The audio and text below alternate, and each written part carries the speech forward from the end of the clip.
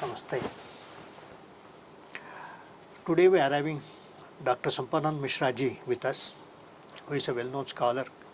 He has done a lot of work, especially in Sanskrit literature and Indian culture. He is an authority on Indian knowledge systems also. He has written many books also. Today we are having Dr. Sampadananda Mishra ji with us. Today we will discuss some contributions of Vasishtha Kavyakantha Ganapati Muni ji, who has contributed a lot to the Sanskrit literature.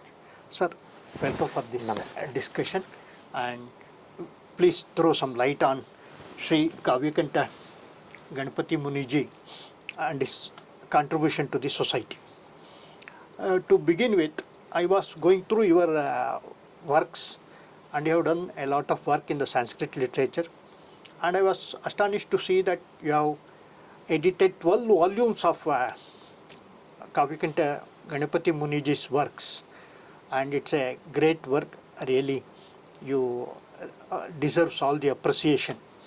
And today, can you please throw some light on those works which you have done, and how you came into this, you got into this work?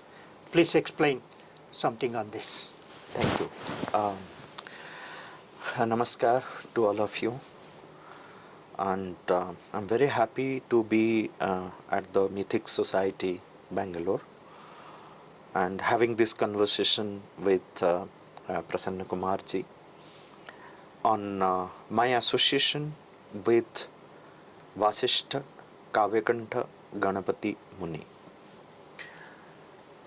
When I was a student, I had heard little bit about the Avadhana, and that led me to discover Vasishtha Kavyakantha Ganapati Muni as an Avadhani, but I had no idea about his life, works, his immense contribution.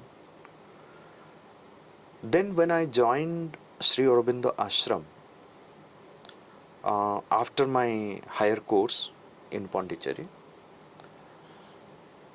then slowly I discovered more about Vasishtha Kavyakantha Ganapati Muni.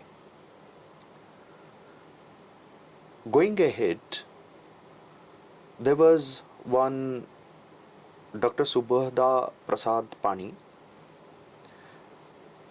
He was a family relation, and then he requested us to take up a project where all the works of Vasishtha Kavyakantha Ganapati Muni could be edited. How Dr. Pani was associated with this work, let me tell about that first. Dr. Pani was the son-in-law of Mr. Notation, and Mr. Notation was a direct disciple of Ganapati Muni. When Notation took initiation from Ganapati Muni, so the work that was assigned to him, like when he asked, like, what will be my work, Guruji? So the work assigned to him was that he should collect the writings of the Muni and then copy them and preserve them. So that's how it happened that Notation ji had preserved all the works of Ganapati Muni by copying them into notebooks. So he was a very dedicated soul. My contact through Dr. Pani was with Notation ji, and it is through that I came in contact with the writings of the Muni. But then I also put a question, like whenever something comes like this, there must be a purpose, greater purpose. Moving ahead, when I started reading Ganapati Muni's life, because I was editing his work. My work was to edit, look at, then segregate all the writings, and then give a structure to the whole volumes. Of course, it was a collective work. Notation ji was very actively involved. So, working with him was a very, very different experience. Then I discovered that we share our birthdays. So Ganapati Muni was born in 1878, 17th of November, and I was also born on the same date in 1971. And it is on the same day the mother of Sri Aurobindo Ashram left her body. That was her Mahasamadhi day also in 1973. So that again, gave me a feeling that there is a greater purpose in this association. So my wife, she was completely and dedicatedly working on the manuscripts, the handwritten manuscripts, typing them manually and then putting them into the computer and then preparing the Roman transliteration, because during that time there was not many converters or the kind of facilities that we have today. So then the proofreading, typing, everything was happening 2 times, once for the Devanagari and once for the Roman script. So my work was like whatever is typed on a single day, so that part I will have to proofread and then edit it properly, so then it can be finalized. Then we used to sit with Natashanji to check, to verify whether everything is right. It doesn't mean that whatever has been printed in the 12 volumes is absolutely flawless, that we have done a very flawless work, but I can say this with guarantee that the errors are very, very minimum. Yet it is not a completely flawless work, that I admit. So moving ahead, when I republished these works with translation or with commentary, so that time again those minimum errors will be corrected. So that's how my association happened with Ganapati Muni, who himself had 3 major aims in his life. The first aim of Ganapati Muni in his life was to recover the essence of Sanatana Dharma, recover the wisdom that is secret in the Veda, and then bring it to the forefront and establish it. For that he did tapasya. Second, he also wanted that Mother India must get the freedom by the power of tapas. He did immense tapas for seeing Bharata Mata free from the hands of the Britishers. And the third aim was Asprushyata Nivarana, removal of untouchability. He met his Guru, Bhagavan Ramana Maharshi. And in fact, it was Vasishtha Kavyakantha Ganapati Muni who gave this title Bhagavan Ramana Maharshi. And he was enlightened, blessed by Ramana Maharshi to move ahead on the path of tapas. All that he wanted got fulfilled by the blessings of his Guru, Bhagavan Ramana Maharshi. And Kavyakantha Ganapati Muni, as a Guru Dakshina, he offered his Uma Sahasram, 1,000 verses dedicated to Uma, the Supreme Goddess, as a Guru Dakshina to his Guru, Bhagavan Ramana Maharshi. In fact, when we read about and learn about how Uma Sahasram was composed, the entire story, we will see that it was a direct blessing of Bhagavan Ramana Maharshi.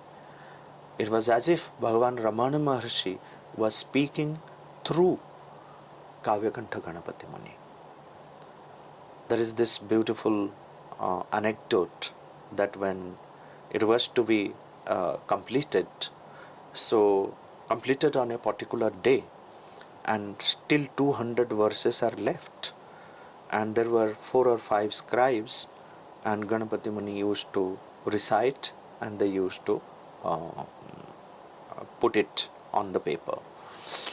And then when it got completed, they all went to Bhagavan Ramana Maharshi. So he told the Muni that, has it all been covered what I dictated?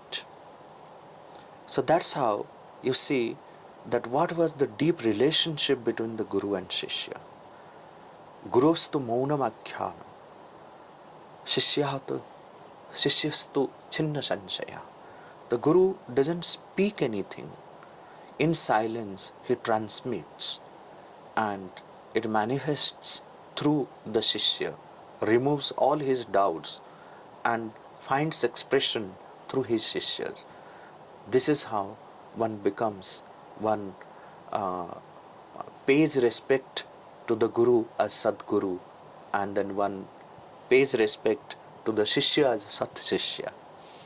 So the same parampara that we will see moving ahead when we hear about Daivarata, another disciple of Ganapati Muni. Whenever he was sitting in meditation, there used to be, at times something flowing through Daivarata Muni. Something is coming through him when he was in a state of trance, a state of meditation. And Ganapati Muni, he used to note it down and confirm later that these were the new mantras manifesting through Daivarata. Now here the Guru is writing down and moving it. He wrote a bhashya, Chando Darshanam, on what manifested through his Shishya.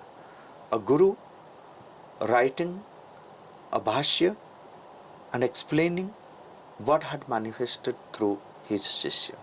It's a beautiful Guru-Shishya sambandha, Guru-Shishya relationship. So there are many interesting stories about Vasishtha Kavyakantha Ganapati Muni's life and the work. The work is immense. So most of his works are in Sanskrit. It is not that he wrote only in Sanskrit, he also wrote something in Telugu, but compared to his writings in Telugu or in any other language, it is a Sanskrit work which stands out. So when all the manuscripts were handed over to me by Natashanji, so we went through and then categorized all these volumes, all these writings into 11 volumes. The first 3 volumes had, we compiled all his stotras, so we called it as Stotra Granthamala. The first 2 volumes contain the stotras, the hymns, the praises, the prayers to the feminine deities, to Uma, to Prachanda Chandika, to Shachi. All the Devi Stutis are compiled in the first 2 volumes, and all the Stutis to, say, Indra, Shiva, Rama, Krishna, they are all compiled in the 3rd volume, but the first 3 volumes, volume 1, 2 and 3, are the Stotra Granthamala, containing all his hymns and prayers in Sanskrit. And believe me, the rhythm in which these stutis are composed, the language and the bhava, the deep devotion that it evokes, it's amazing. With such simplicity and so powerfully, the Muni was capable of offering these stutis to different deities, that can be experienced by going through these hymns and prayers. The fourth volume contains some of the philosophical and moral ethical writings of Ganapati Muni in verse forms. The fifth and sixth volumes, they contain all his writings in sutra style of composition. See, sutra style of composition is a very unique style of composition in India, like Patanjali's Yoga Sutra, Panini's Ashtadhyayi in sutra form, Vatsyayana's Kama Sutra. So their very precise, very compact yet profound truth could be expressed using minimum number of syllables through the sutra style of composition. So Muni has composed in sutra style ranges of works covering various topics on tantra, on politics, on dharma shastra, on various topics. He has composed various sutras, and one of the prominent writings in the sutra style of composition is his Mahavidya Sutras, where he reconciles the Veda, Upanishad and Tantra through the description of Dasha Mahavidyas. Another important sutra writing of the Muni is Samrajya Nibandhanam.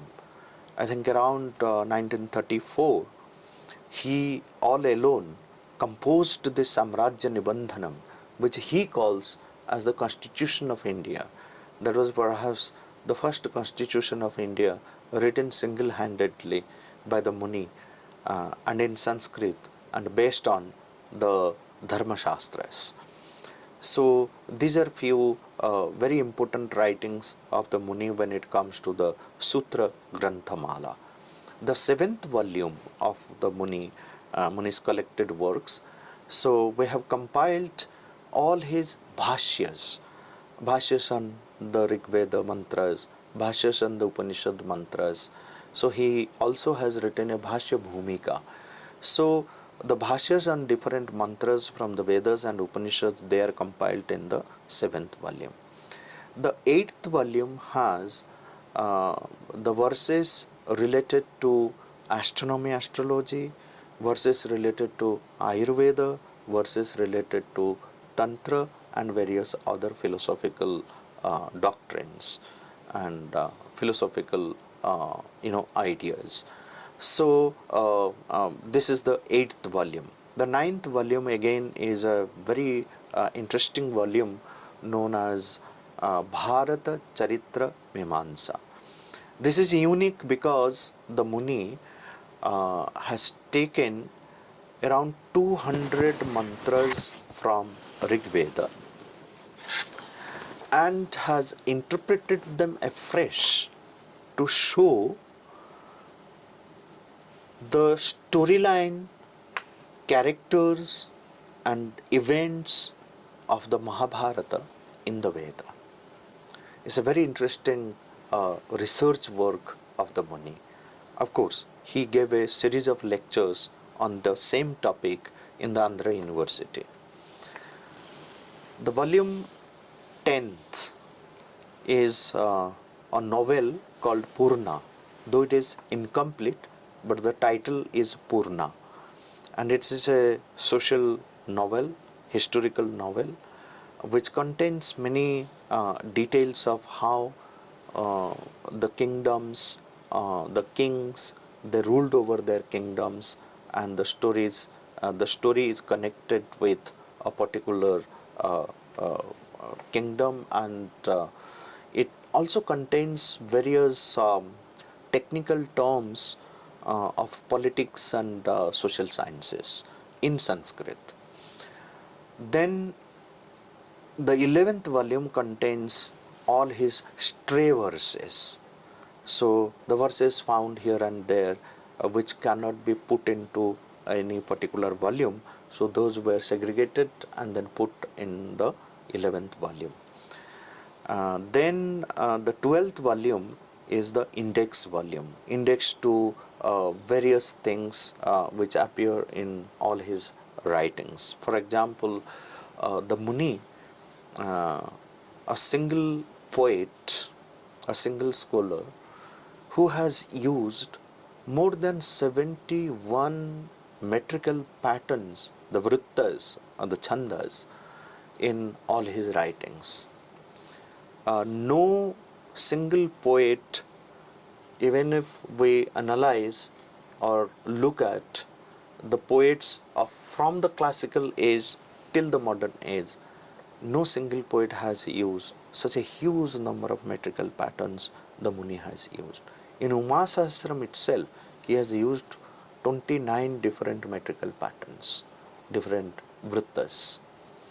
So, so we have an index to the chandas, we have index to the content, we have index to the mantras quoted by the Muni. So the 12th volume is full of indexes.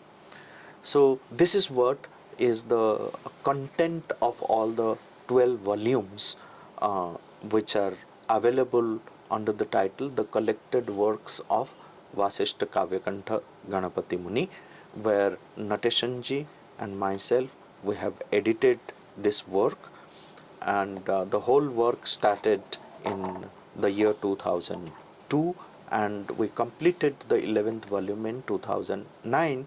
Then after that it took another 3 years for me. I took a little leisurely, I started working because the main work was completed, and in the year 2012, so I completed the 12th volume. There are many interesting things while working with Nateshanji. So when the work was happening, because when we met, he was above 90 years, and then he told me that I want to see one volume in printed form, one volume in printed form while I am alive. So please help me. I said, why do you say that? You may see all the volumes. And in the year 2009, in the month of February, I handed over to him the printed volume of volume 11, which completed the work. Then he asked me, so is the work over? I said, yeah, all the notebooks and everything that you gave me, so it's all completed. This is the 11th volume. Oh wow, he was very happy, and also said that now what is left for me to do and to live on this earth. And then moving ahead, in the month of March or April, he left his body.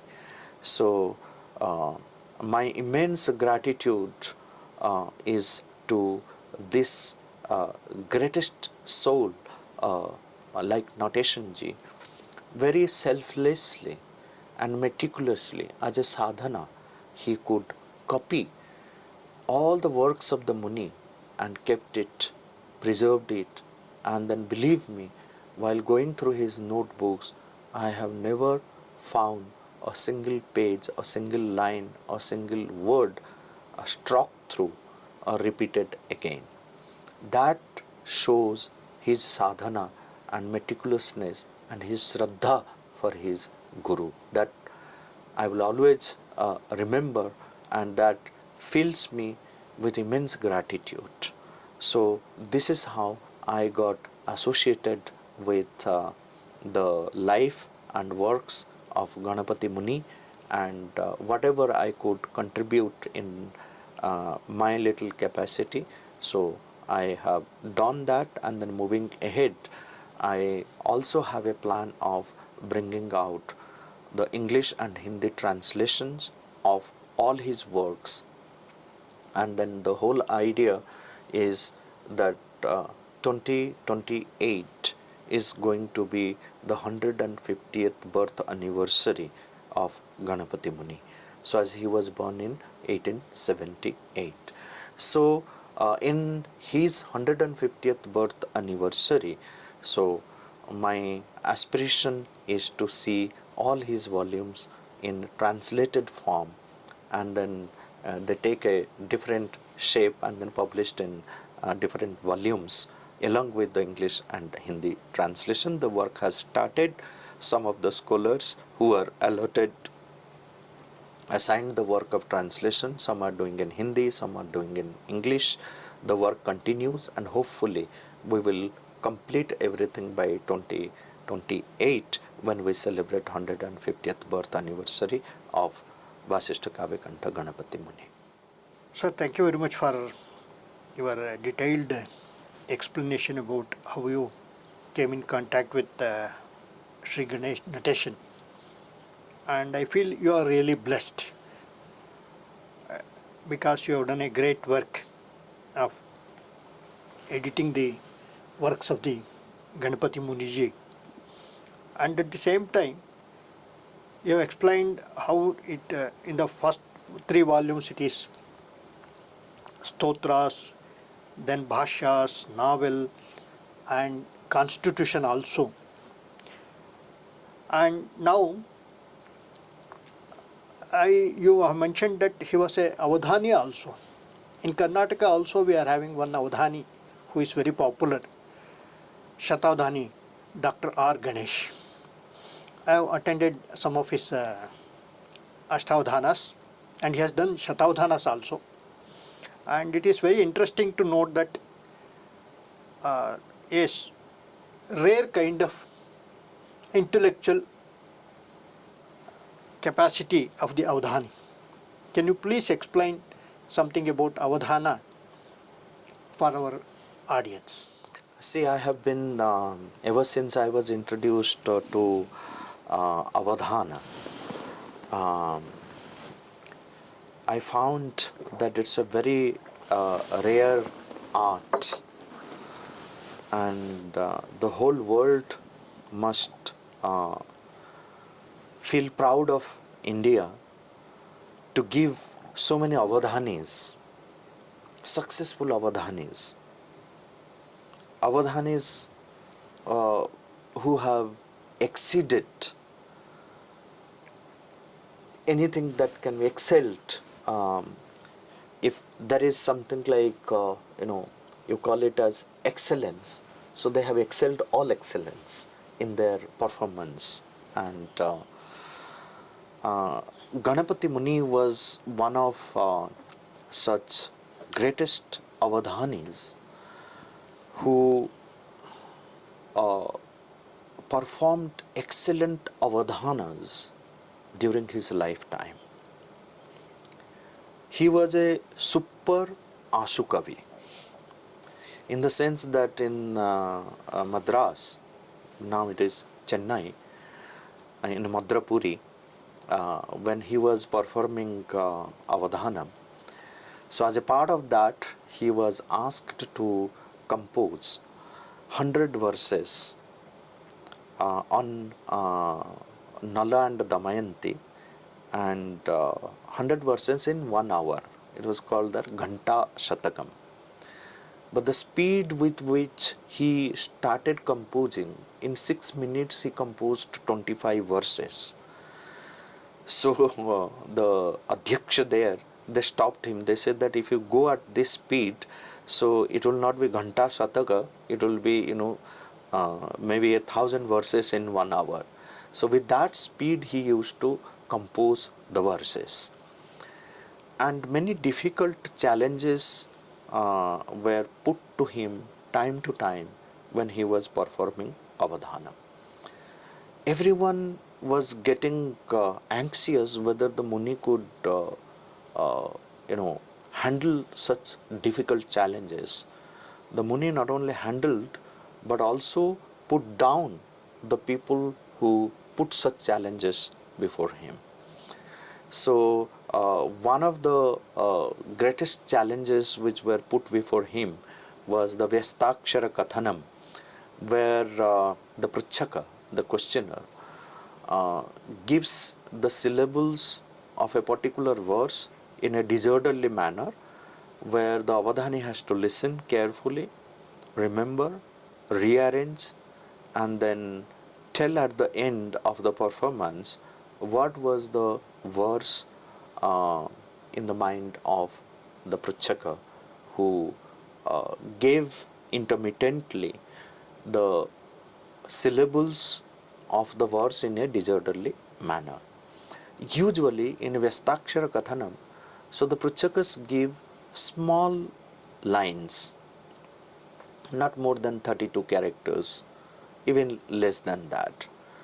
But when the Muni was performing this Avadhanam, the Vyastakshara Kathana, the Vyastakshari person, so he gave a verse in Sragdhara, which has got 84 syllables altogether, because 21 syllables in each line in Sragdhara.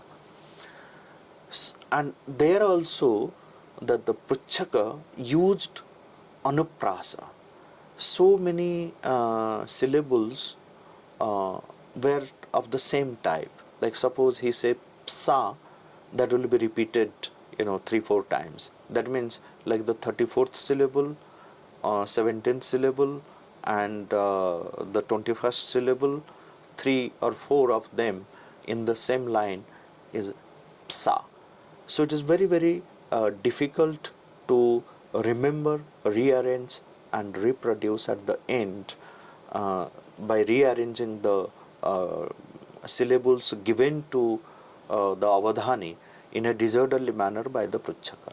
So that's why they keep it compact, and then the Pruchhaka gives only smaller lines.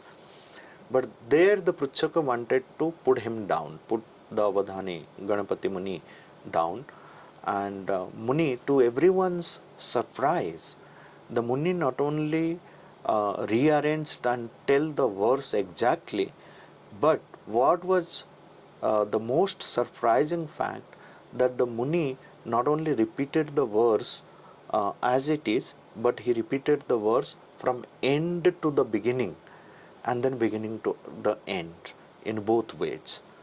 And after that, so as a part of the Avadhana performance, he also took this verse up and then found out and explained so many flaws from the poetry point of view, from the Alankar Shastra point of view. So many flaws he showed in this composition, and then he made the Pruchhaka feel ashamed of his act. So that's how the Muni performed many wonderful Avadhanam, and then he is so far, if we look at the history of Avadhanam and the history of many great Avadhanis in India, we will find that the Muni stands out as one of the greatest Avadhanis, an Avadhani par excellence. Sir, thank you very much for throwing light on Avadhana. And you are very much associated with Sri Aurobindo Ashram, Maharshi Aurobindo Ashram, Pondicherry. It is more than 3 decades. And we came to know that Ganapati Muniji was a disciple of Ramana Maharshi ji, as well as Maharshi Aurobindo and the mother. Can you please throw some light on this relationship, or whatever the guidance he received from Maharshi Aurobindo? The Muni, though he was a direct disciple of Bhagavan Ramana Maharshi, the first and foremost disciple of Ramana Maharshi, most of the disciples of Ramana Maharshi had a great inclination towards Sri Aurobindo and the mother, because they were contemporary. So one of his disciples, when he joined Sri Aurobindo Ashram, copy of Uma Sahasram, the manuscript of Uma Sahasram, was shown to Sri Aurobindo. And it is said that Sri Aurobindo saw it and then said it is a superhuman performance and he must meet the poet. That was expressed by Sri Aurobindo. It is said. We have heard it from many disciples of that time. Then the Muni eventually came to meet Sri Aurobindo and the mother in the year 1928. In the year 1928, 15th of August, which is Sri Aurobindo's birthday. So on that day he could meet Sri Aurobindo. He could have darshan of Sri Aurobindo. They never talked with each other. He did pranam and then he expressed to others that Sri Aurobindo looked to him as a 500-year-old rishi sitting in front of him. Then he had few meetings with the mother who was the spiritual collaborator of Sri Aurobindo. So in three meetings, both the mother and the Muni, they used to sit in meditation. And then the mother told the other disciples, when they asked the mother about the Muni, what was the mother's experience with the Muni. So the mother said that this Muni is capable of going to the higher and higher levels of consciousness and to whatever height the mother could go. So before she reaches there, he has already reached. He could find the Muni at those realms. And also the mother commented that wherever this Muni moves, the negative forces, the adverse forces, they flee away. They can't bear Muni's presence. So that was the mother's views about the Muni.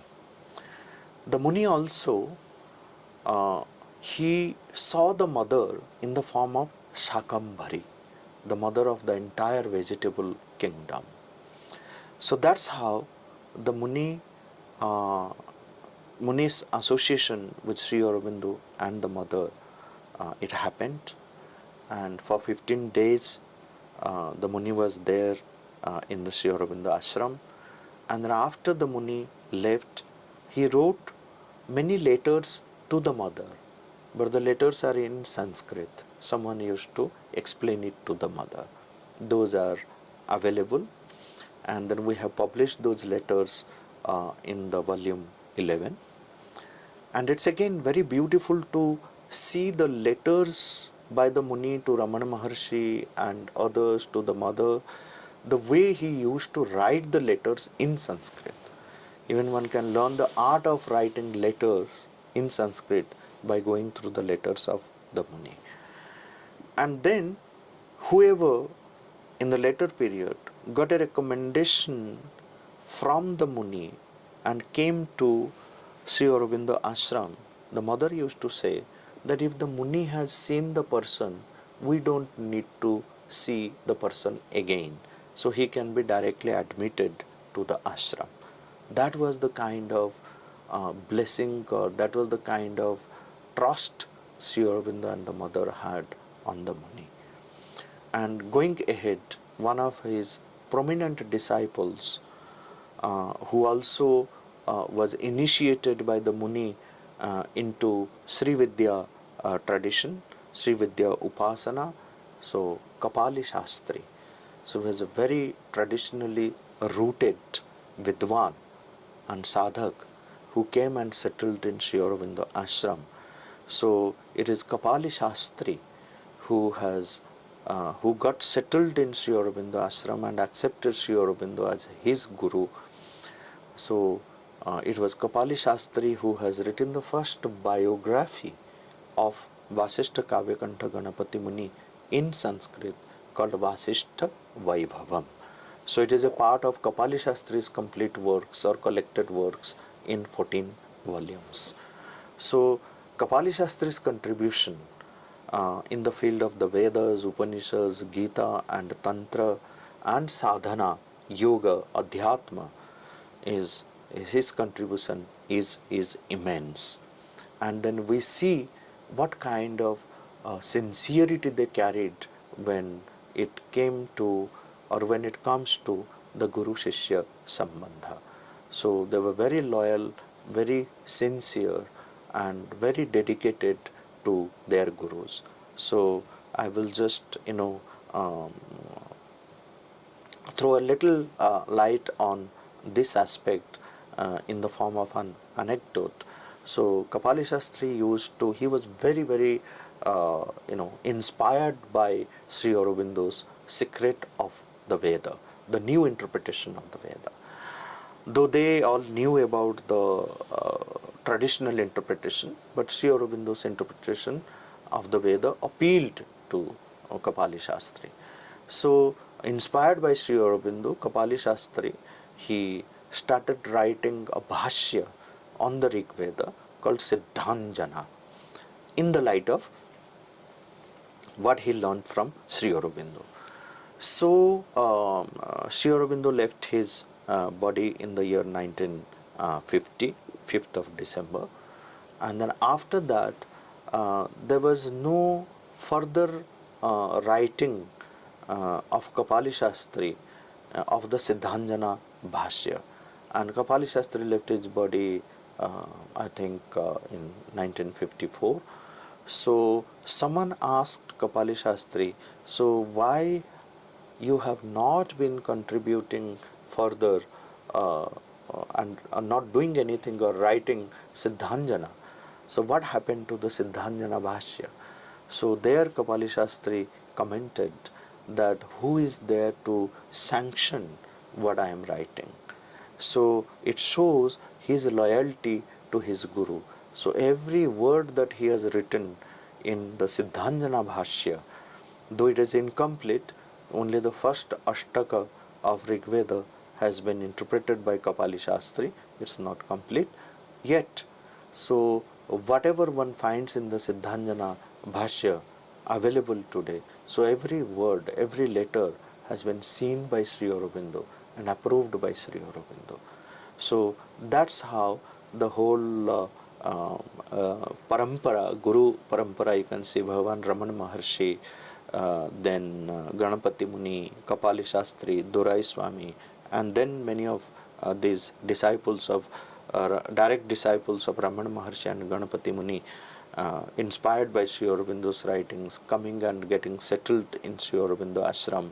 Even the Muni comes and then meets Sri Aurobindo and the mother, and then a whole beautiful tradition and the beautiful Guru Shishya relationship and the tradition, it is established.